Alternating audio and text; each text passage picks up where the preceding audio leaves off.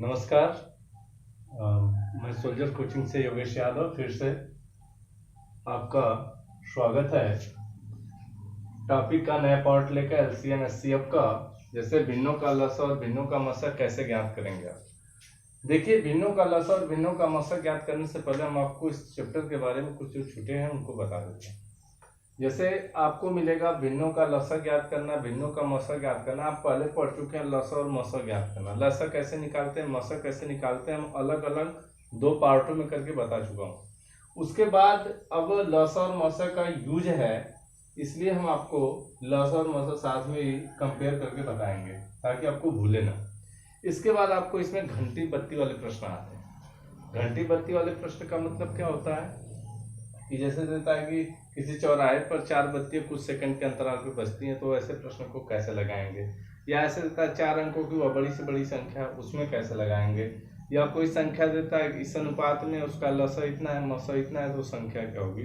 तो ऐसे प्रश्नों को, यही सब इस चैप्टर में है, तो ऐसे प्रश्न को कैसे लगाएं। जैसे दिया है भिन्नों का लसा, भिन्नों का लसा ज्ञात करना हो तो अंशों का लसा ज्ञात करते हैं और हरों का मसा ज्ञात करते हैं। देखिए, जब भिन्नों का मौसा ज्ञात करना हो तब क्या करते हैं, अंशों का मौसा निकालते हैं और हरों का लसा निकालते हैं। यही आपको ध्यान देना है। यानी जो निकाला है ऊपर वाले का निकालेंगे, अंश का। जैसे लसा निकालना है तो अंशों का लसा निकालेंगे, मौसा निकालना है तो अंशों का मौसा निकालेंगे। यही आपको ध्यान रखना है। तो लसा और मौसा, जैसे मान लीजिए एग्जाम्पल आपको हम दे दिए 2/3, 5/7, 3/12 का लसा क्या होगा। तो हम क्या करेंगे, अंशों का लसा ज्ञात करेंगे।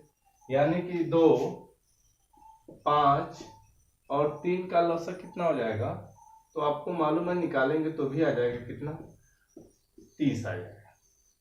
यानी 2 5 10 3 30 आ जाएगा। अब देखते हैं मौसा कैसे निकालेंगे आप लोग। मौसा कैसे, अब हरों का मौसा, हर का मौसा कितना, 3 7 12। अब बताइए, 3 को 1 गुणते 3 और 7 को 1 गुणते 7 और 12 को लिख सकते हैं 2 गुणते 2 गुणते 2 गुणते 3 गुणते 1 भी लिख सकते हैं। अब सब में कॉमन कितना मिल रहा है, एक ही कॉमन मिल रहा है। जब एक ही कॉमन मिल रहा है तो मौसा कितना हो गया, 1 हो गया। अर्थात मौसा बराबर आ जाएगा आपका कितना, 1। तो हमें ज्ञात क्या करना है, अंशों का लसा बटे हरों का मौसा। लसा 30 आया, मौसा 1 आया, यानी आंसर आपका कितना आ गया, 30 आ गया। अब कह दिया इसी को कि लसा या तो मौसा भी ज्ञात किया, इसी का ही मौसा ज्ञात करा, तो अब मौसा कैसे ज्ञात करोगे। तो हम अंशों का क्या निकालेंगे, मौसा निकालेंगे और हरों का लसा निकालेंगे। तो अंशों का मौसा में 2 5 3 का मौसा निकालेंगे। तो 2 5 3, 2 का मौसा 1 गुणते 2, इसको लिख सकते हैं। 5 को लिख सकते हैं 1 गुणते 5। अभाज्य खंड में यही तोड़ा जा सकता है, 3 को भी लिख सकते हैं 1 गुणते 3। इसमें कॉमन कितना, 1 मिल रहा है। या तो हम आपको बता चुके हैं, अगर 1 या 2 से 2 1 या 1 से अधिक अभाज्य संख्या मिल जाए तो उनका मौसा 1 होता है। तो देखिए, 3 भी अभाज्य, 5 भी अभाज्य, 2 भी अभाज्य ही है, तो मौसा कितना हो जाएगा, 1। हमें मौसा पता हो गया 1। अब हरों का लसा ज्ञात करेंगे। हरों का लसा हमको ज्ञात करना पड़ेगा। तो 3 7 और 12 का हम क्या निकालेंगे, लसा कैसे निकालेंगे, ध्यान दीजिए। लसा निकालेंगे 3 का, 3 हो जाएगा 1 गुणते 3, 7 को 1 गुणते 7 और 12 को क्या लिख सकते हैं, 2 गुणते 2 गुणते 3। तो निकालने के लिए हम क्या करेंगे, ध्यान दीजिए। देखिए, इसमें अधिकतम बार कितने बार तो है, 2 बार, इसको लिख लेंगे। चलिए, अब 2 किसी में छूटा, नहीं छूटा है। 7 है, उसको भी नहीं छोड़ना है। 3 है, एक एक बार लिख लेते हैं। अब मल्टीप्लाई कर देते हैं तो आ जाएगा कितना, तो आ जाएगा आपका कितना, 7 3 21, 21 दूना 42, 42 दूना 84, यानी आ जाएगा कितना आपका लसा, 84 आ जाएगा। यानी हरों का लसा। तो टोटल आंसर आपका क्या आ जाएगा, भिन्नों का मौसा बराबर आ जाएगा अंशों का मौसा। मौसा हमने निकाला था कितना, 1 आया था। लसा कितना निकाले थे, 84। आंसर आ जाएगा 1/84। एक बार और ध्यान दीजिए, भिन्नों का लसा और मौसा ज्ञात करने के लिए क्या ध्यान में रखना है आपको। जो पूछेगा ऊपर वाले अंश का निकालेंगे वही। जैसे लसा पूछा तो अंशों का लसा ज्ञात करें, मसा पूछेगा तो अंशों का मसा, इससे आप भूलेंगे नहीं। इसके बाद हरों का, जैसे कर दिया भिन्नों का लसा ज्ञात करें तो अंशों का लसा बटे हरों का मसा, तो अंश का लसा हर का मसा। अगर करें भिन्नों का मसा तो अंशों का मसा बटे हरों का लसा। जैसे में एग्जाम्पल आपको 2/3 का 5/7 का 3/12 का लसा या मसा ज्ञात कीजिए।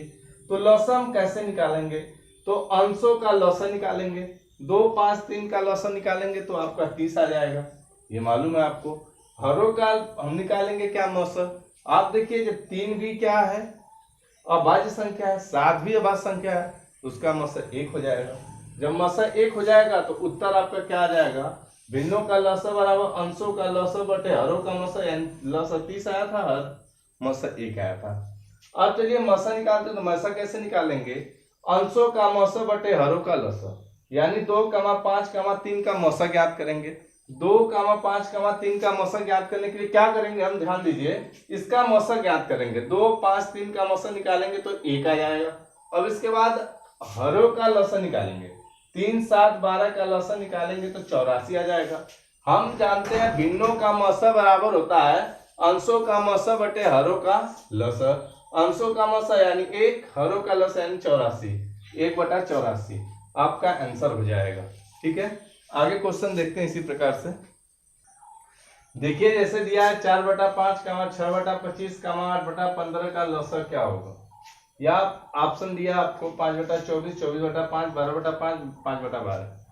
तो हम कैसे लगाएंगे, 4/5, 6/25, 8/15 का लसा निकालने के लिए भिन्नों का लसा निकाल, अंशों का लसा निकालते हैं और हरों का मसा निकालते हैं।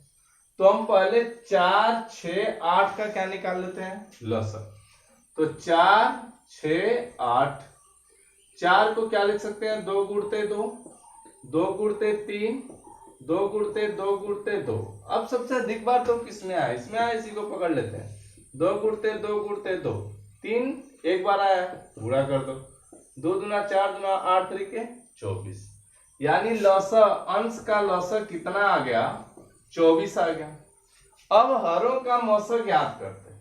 हरों का मसा कैसे निकालेंगे, तो हरों का मसा निकालने के लिए हम इसको तोड़ देते हैं। ध्यान दीजिए, 5 को लिख सकते हैं 1 गुणते 5, 25 को लिख सकते हैं 5 गुणते 5, 15 को लिख सकते हैं 3 गुणते 5।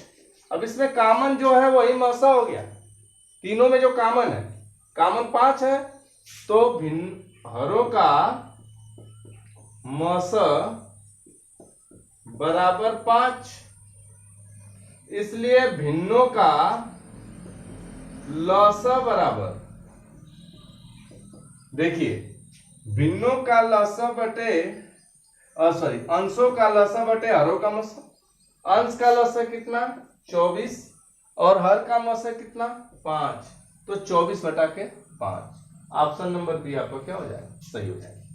तो देखिए आगे दूसरा क्वेश्चन क्या है, दूसरे वाले प्रश्न में क्या पूछा है, कहा है कि 3/16, 5/12, 7/18 का मसा क्या होगा। तो निकालते हैं हम लोग। मसा निकालने के लिए क्या करते हैं, अंशों का मसा बटा के हरों का लसा, ये ध्यान देना आपको। तो अंशों का मसा निकालेंगे, यानी 3, 5, 7 का मसा आप निकालेंगे तो कितना आएगा भाई, अभाज्य संख्या है तो इनका मसा कितना हो जाएगा, 1 हो जाएगा। 16, 12, 18, 16 2 गुणते 2 गुणते 2 गुणते 2, अब 12 को 2 गुणते 2 गुणते 3, 18 को 2 गुणते 3 गुणते 3। अब क्या करते हैं, सबसे अधिक बार तो इसमें इसी को पकड़ लेते हैं, तो 2 गुणते 2 गुणते 2 गुणते 2 लिख लिए।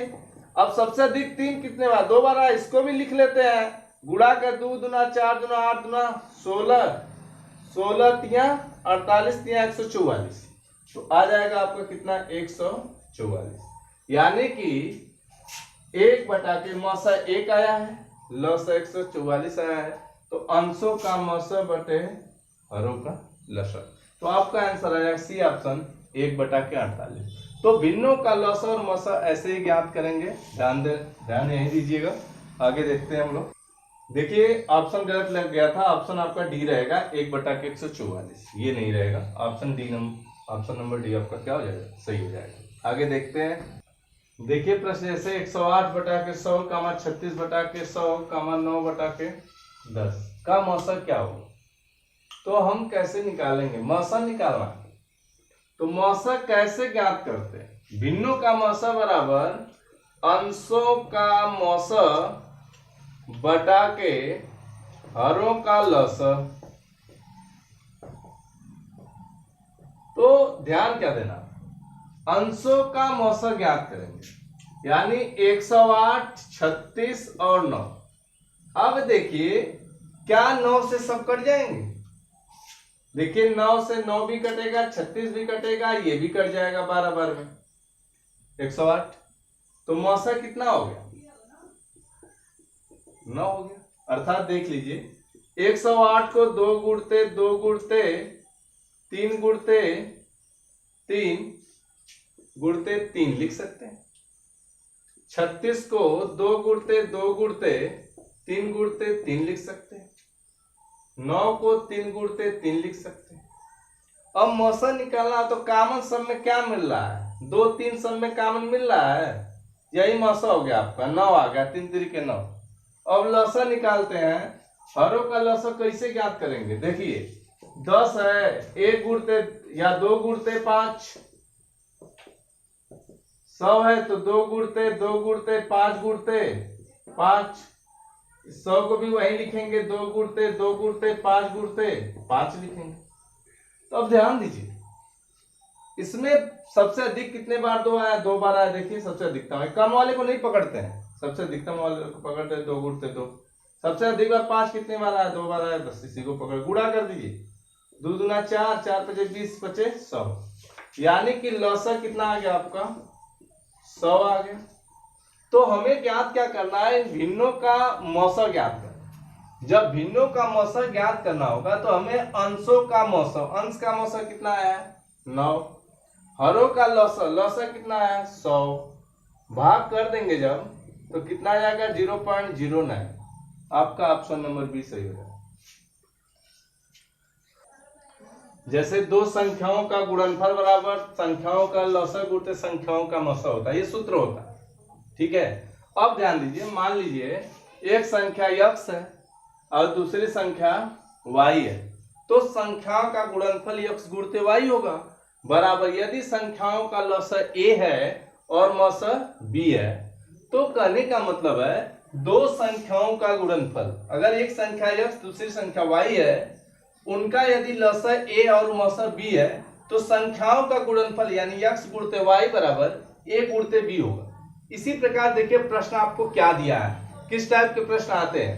दो संख्या का लौसा 2310 है तथा मौसा 30 है, यदि एक संख्या 210 हो तो दूसरी संख्या क्या होगी। तो पहली संख्या हमको पता है कितना 210, दूसरी संख्या हमसे क्या किया है, पूछा है, लौसा हमें दिया है कितना 2310, मौसा दिया है कितना 30। तो कह रहा हमसे कि भाई दूसरी संख्या क्या होगी, 7 तिया 21, अब कटा दीजिए 7 से, 7 तिया 21 बचा 2, 7 तिया 21 0, यानी दूसरी संख्या बराबर आ गया 330। ऑप्शन नंबर बी आपका सही हो जाएगा।